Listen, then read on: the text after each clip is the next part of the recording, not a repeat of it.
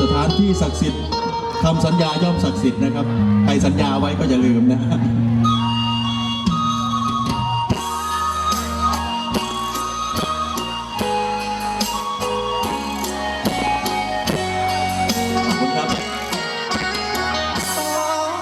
ยามแลงข้างทุ่งนอกตาอายนางเบิกทางคือทอดแก้วตาเจ้าอายสิเลยพระธาตุเชิญชุมทางข่าวผู้พาบ้านเฮายังคอยเสมอใจเข้มคือเกลือแต่บ่น้องสาวฝนโปรยจากฟ้าเหมือนน้ำตาในใจของอายเป็นห่วงคนไกล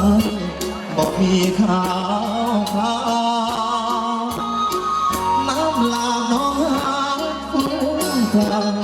ชวนกันพาลอยลงลำปางดังใจผู้สาวที่ไปวางอายบ่แม่นพาเด็กบ่มีมนต์แต่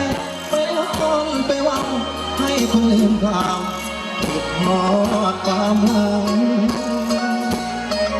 ยามผู้เที่ยวบ่ายมนไปลงคำงอนของคนมีตาย่านเขาเด็ดน้ำไปใส่ต้มยำฟ้างามยามแลงข้างทุ่งดอกหานเป็นเสียงโศกส่งใจกับน้องไปบอกคนงาม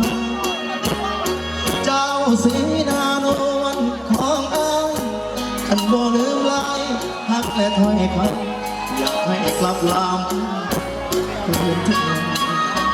ดอกหาขอบคุณมากครับขอบคุณที่ให้กำลังใจนะครับขอบคุณครับ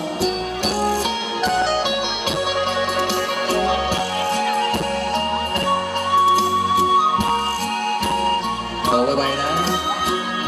โตขึ้นจะเป็นนายก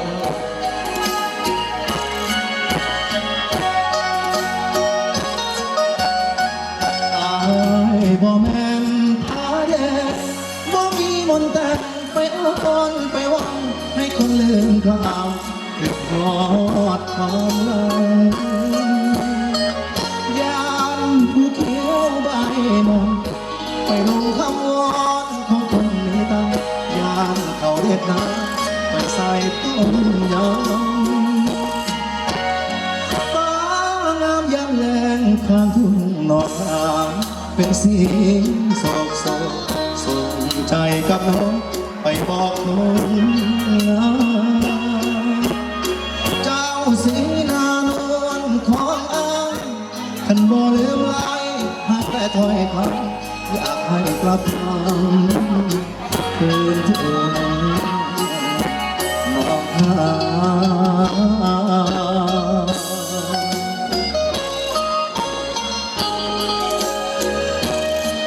ขอบคุณวันที่มอบให้ช่อกุหลาบสวยๆด้วยนะครับ